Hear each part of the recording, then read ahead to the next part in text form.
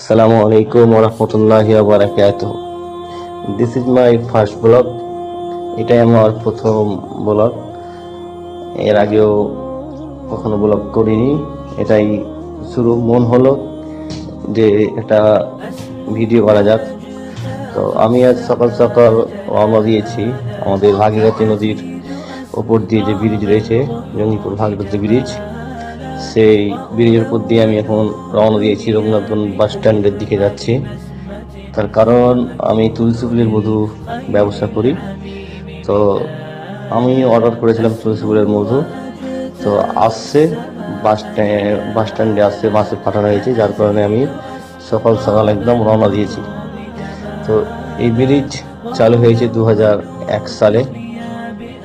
এটা অনেক লম্বা ব্রিজ, দ্রুত যাচ্ছে বলে আপনাদের মনে হচ্ছে যে খুব ছোট লাগবে, কেননা ভিডিওটি একটু স্পিডে করা হয়েছে, কেননা বড় করলে অনেক বড় হয়ে যাবে। তো যার কারণে সংক্ষেপে করার জন্য ভিডিওটি একটু স্পিড বাড়ানো হয়েছে। এটা ফুলতলা পার হয়ে এখানে আপনার পাইকারি, আপনার ফলমূলের দোকান বসে, এখানে সকাল সকাল পাইকারি দেওয়া হয়। আপনারা দেখতে পাচ্ছেন, হয়তো সেরকম বুঝতে পারছেন না ভিডিওটি তাড়াতাড়ি যাওয়ার কারণে। আমরা চলে এলাম বাস স্ট্যান্ডের দিকে।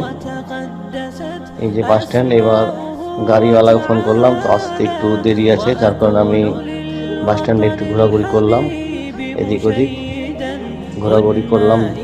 বাসওয়ালা বললো যে এখনো আসেনি, দেরি আছে। তাই আমি সকাল সকাল, এটা যেটাকে বলে আপনারা দুধ টোস বলেন, আমি আমার ছোটো থেকেই পছন্দ এই দোকান, এই ভাই কাছ থেকে দুধ টোস নিয়ে পরবর্তীতে মধু এলো এই বাসে করে। মধুর সময় হয়ে গেছে, মধু চলে এসছে, এখন আমি বাড়ির দিকে রওনা দিব। এই যে মধু দেখতে পাচ্ছি।